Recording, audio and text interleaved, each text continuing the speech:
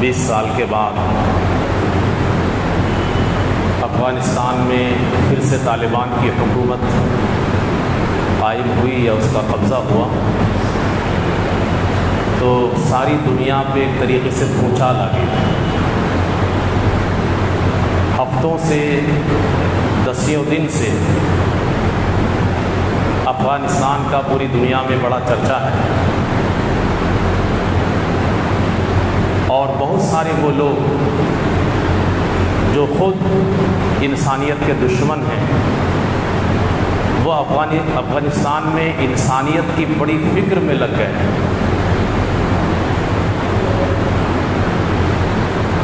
طالبان کے سلسلے میں بہت سارے مسلمان جذباتی ہیں، اور وہ صرف رو میں بہہ جاتے ہیں، بلکہ اکثر مسلمانوں کا یہی حال ہے کہ وہ جذبات کے شکار رہتے ہیں۔ قرآن و حدیث کے دلائل کی روشنی میں آج کے خطبہ جمعہ میں آپ کے سامنے تاریخ کو ذہن میں رکھتے ہوئے مختصر سا ایک خاکہ پیش کرنے کی کوشش کروں گا کہ ہم مسلمانوں کو جذبات سے ہٹ کر کے اپنی سوچ کیسی رکھنی چاہیے۔ آئیے اس سے پہلے ایک تمہیدی گفتگو آپ کے سامنے جو ہمارے اور آپ کی بات کے لیے بنیاد ہے، وہ یہ ہے کہ نشہ کے سلسلے میں اسلام کیا کہتا ہے۔ نشہ کتنی خطرناک چیز ہے یہ کہنے کی ضرورت نہیں ہے، اس کے نقصانات اور اس کی تباہ کاریاں کیا ہیں، کیونکہ ہم جس معاشرے اور ماحول میں جی رہے ہیں، ہمارے آس پاس پڑوس میں بہت سارے لوگ نشہ کے عادی ہیں، اور جس کی وجہ سے وہ تباہ اور برباد ہیں۔ اسلام انسانیت کے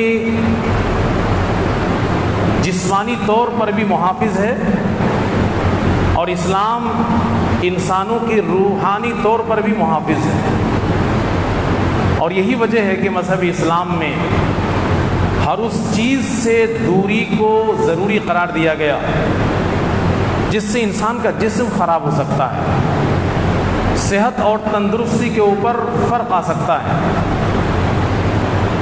اللہ رب العالمین نے عرب کی سرزمین پر جناب محمد صلی اللہ علیہ وسلم کو جب آخری رسول کے طور پر مبعوث فرمایا تو وہاں کا ماحول، وہاں کا معاشرہ کس طریقے سے نشے کے دلدل میں پھنسا ہوا تھا یہ آپ نے بارہا سنا ہوگا، اور یہ ممکن بھی نہیں تھا کہ جس ماحول اور معاشرے میں لوگ نشہ کے دلدل میں پوری طرح غرق ہو چکے ہوں، ڈوب چکے ہوں، اچانک ان کو نکال لیا جائے۔ نشہ ایک ایسی چیز ہے کہ اچانک آپ اس کو نکال بھی نہیں سکتے۔ نشہ کا مطلب یہی ہوتا ہے کہ وہ چھوڑ نہیں سکتا اس کو، اور اسلام ایک فطری دین ہے۔ فطرت کے مطابق یہ سارے قانون اور ضابطے اسلام میں موجود ہیں۔ تو سب سے پہلے اسلام نے کیا کیا؟ سب سے پہلے یہ کہا کہ شراب جو نشہ کی ایک طریقے سے مرکزی حیثیت اس کو حاصل تھی، اس کے سلسلے میں خاص طور پر اور بھی دیگر کچھ چیزوں کو اس میں جوڑا گیا۔ مثال کے طور پہ شراب کے ساتھ جوا کو جوڑ لیا گیا، وہ بھی ایک نشہ ہے۔ بہت سارے لوگ غلطی کے شکار ہوتے ہیں اس معاملے میں کہ نشہ کی بات کرتے ہیں تو صرف اور صرف شراب ہی کو نشے کے دائرے میں رکھتے ہیں، اور بہت وہ ساری چیزیں جو انسان کے لیے نقصان دہ ہے، مثال کے طور پہ ہم اس کو ہلکے طور پہ کہیں گے کہ بیڑی، سگریٹ، تمباکو، ان سب چیزوں کو ہلکے نشہ کی وجہ سے کہتے ہیں کہ اس میں کوئی دقت نہیں۔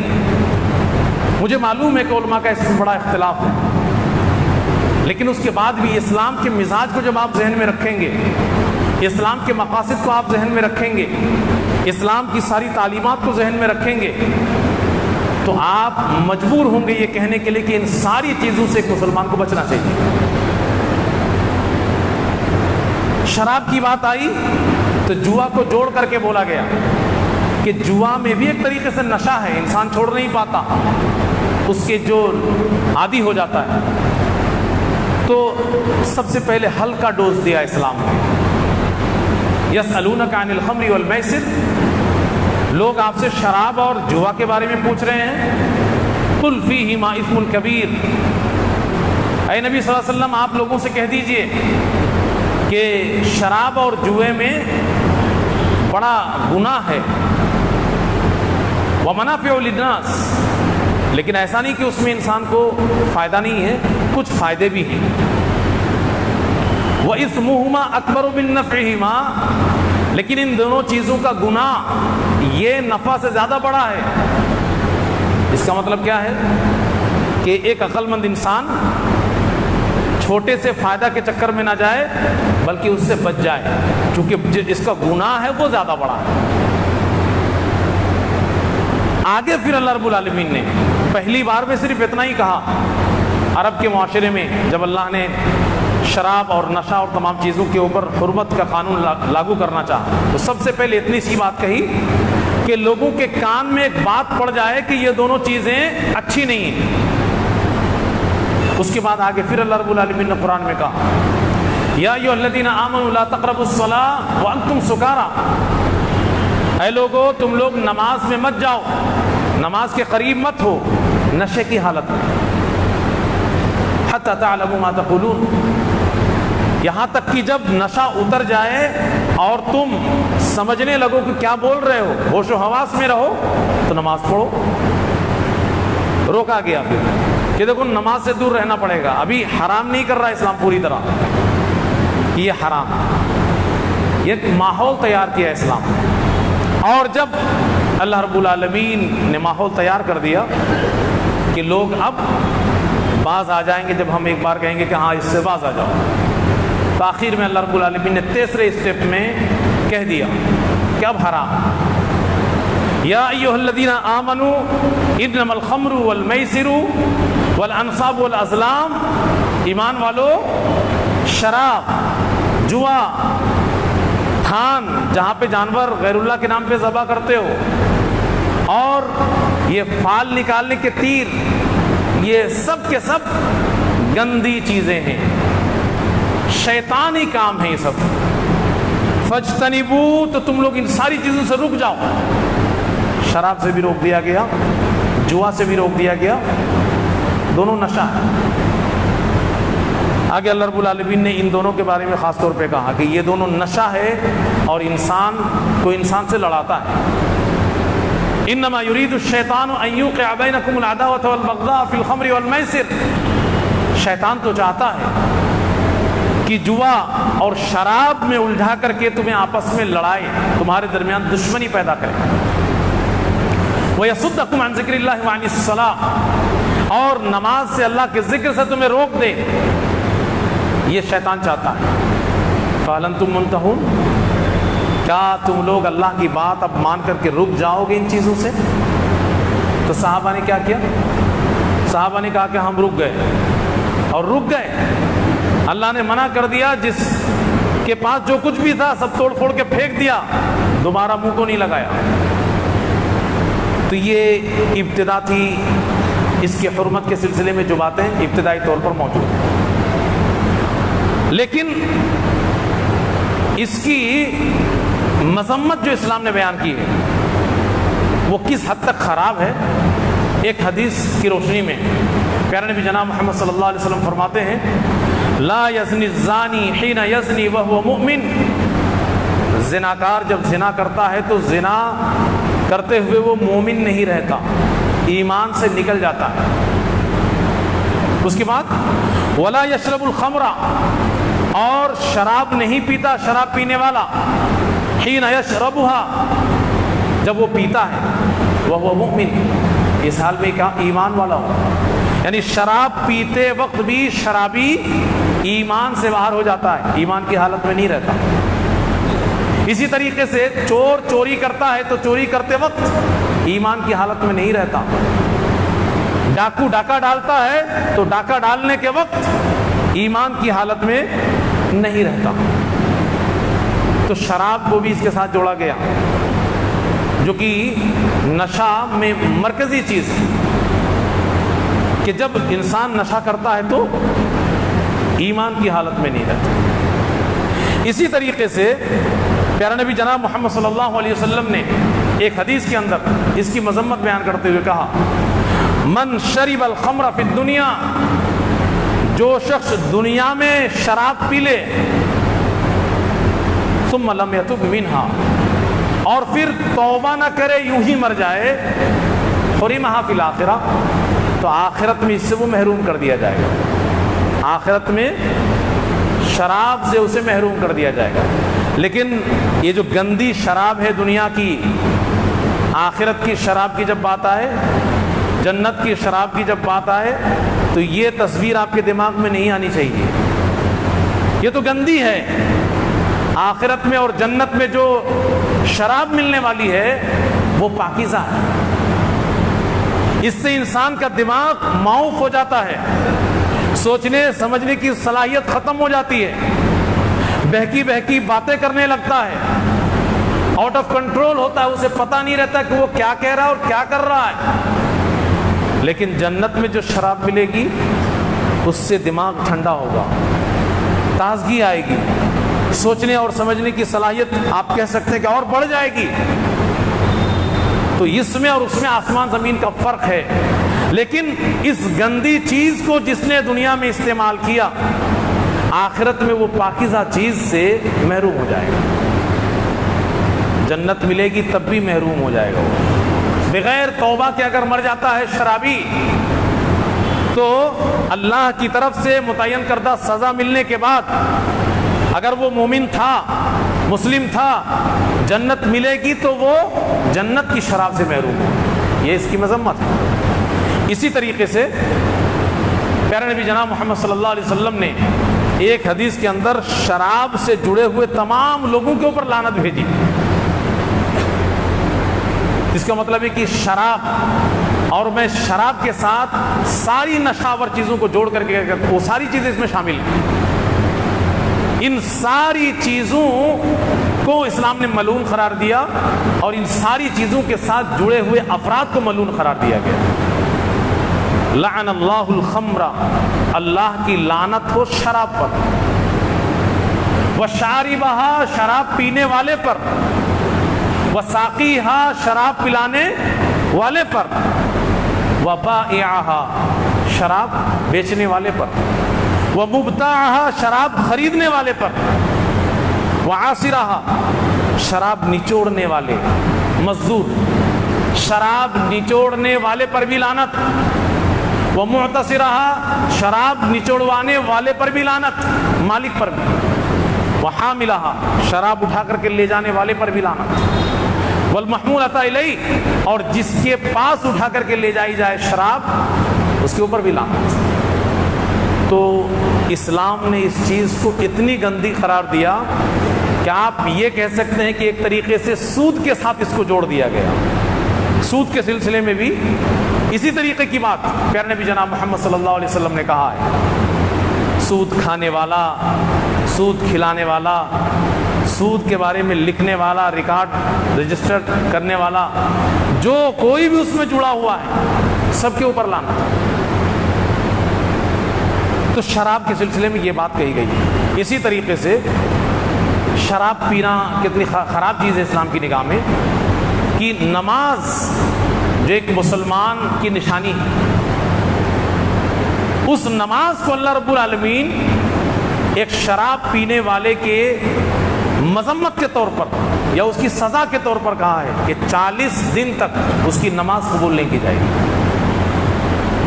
لا یشرب الخمر رجل من امتی، میری امت کا کوئی بھی آدمی شراب پیے گا تو فیقبل اللہ منہ الصلاۃ 40 یوما، 40 دن تک اللہ اس کی نماز کو قبول نہیں کرے گا۔ بعض لوگوں نے ایسا سمجھا کہ شاید اس کے لیے نماز چھوٹ ہو گئی۔ نماز چھوٹ نہیں ہوئی، نماز تو واجب ہے، نماز کا ثواب نہیں ملے گا اسے۔ نماز کی چھوٹ نہیں ہے، شراب کسی نے پی لیا آج تو یہ نہیں کہ 40 دن تک وہ چھٹی اس کی نماز کی، نماز کی چھٹی نہیں، نماز پڑھنی ہے، نماز واجب ہے، لیکن ثواب سے وہ محروم ہوگا۔ اللہ اس کو ثواب نہیں دے گا۔ تو یہ ایک تصویر آپ کے سامنے میں نے رکھی ہے کہ اسلام نشہ آور چیزوں کو اور اس کی بنیادی حیثیت حاصل جس کو ہے یعنی شراب، اس کے سلسلے میں اسلام کے فرامین کیا ہیں۔ اس کے علاوہ آپ احادیث میں اور تفصیل میں جائیں گے تو اشارے میں ساری چیزوں کو سمیٹا گیا ہے کہ اگر کل ما اسکر فہو خمر، اس طریقے کے الفاظ بھی حدیث میں آئے کہ جس چیز سے بھی نشہ آئے وہ سب شراب کے دائرے میں ہیں۔ ما اسکر قلیل فکثیر حرام، ما اسکر کثیر فقلیل حرام، اگر کوئی چیز زیادہ استعمال کرنے سے نشہ ہوتا ہے تو تھوڑا سا استعمال بھی حرام ہے۔ اب آئیے ہم گھوم کر کے جاتے ہیں تھوڑا سا تاریخ کی روشنی میں، افغانستان چلے جاتے ہیں۔ دنیا میں افغانستان وہ ملک ہے جہاں پہ سب سے زیادہ نشہ آور چیز افیم کی کھیتی ہوتی ہے۔ پوری دنیا میں سپلائی نشہ آور چیزوں کی، چرس کی شکل میں ہو، حشیش کی شکل میں ہو، وہ افغانستان سے اس کی سپلائی ہوتی ہے۔ اور خاص طور پہ یورپ میں سب سے زیادہ مہنگی قیمت پہ یہ ساری چیزیں بیچی جاتی ہیں۔ 2001 سے پہلے کی بات چھوڑ دیجئے، اس میں ہم ابھی نہیں جا رہے ہیں۔ اب طالبان کے پس منظر میں 2001 کے بعد کی بات آپ کے سامنے ہم رکھتے ہیں۔ ماہرین اور محققین نے جو تفصیلات پیش کی ہیں، ان تفصیلات کی روشنی میں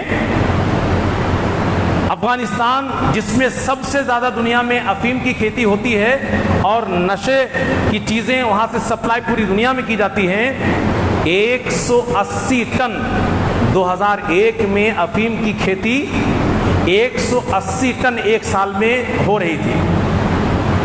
اور 2001 میں اپنے مقاصد کو حاصل کرنے کے لیے امریکہ نے طالبانی حکومت کے اوپر حملہ کیا اور حکومت کو پلٹ کر کے رکھا۔ طالبان بھاگ گئے، حکومت چھوڑ دیے، لیکن طالبان افیم کی کھیتی میں پکڑ بنانے میں لگ گئے۔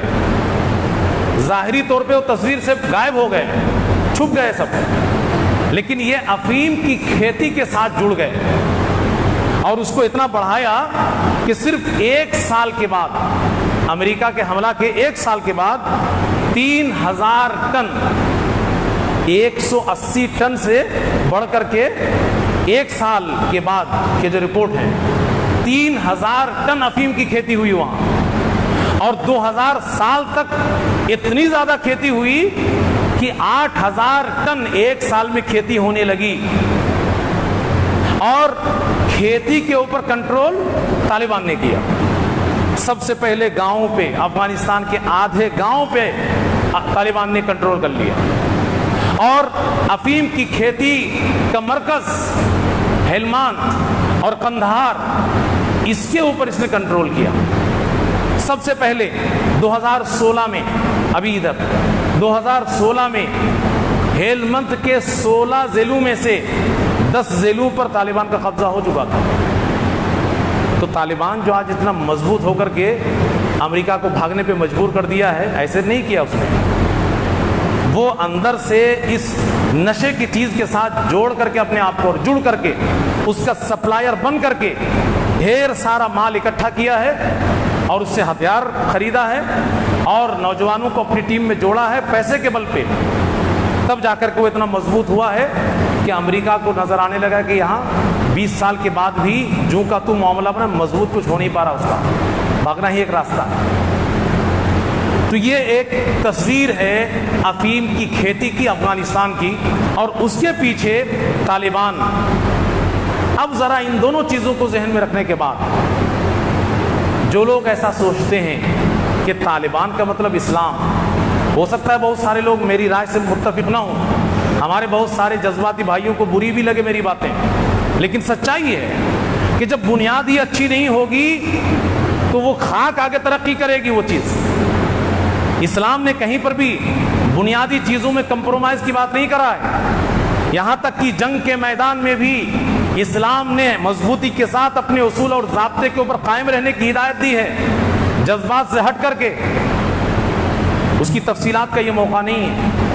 یہ نہیں ہے کہ ہمیں طاقت حاصل کرنے کے لیے، کنٹرول کرنے کے لیے کسی چیز کو، پاور میں آنے کے لیے اور حکومت کو کنٹرول کرنے کے لیے کچھ بھی کرنے کی اسلام میں اجازت ہے، ایسا نہیں ہے۔ اسلام نے حکومت کی بات شروع میں نہیں کی۔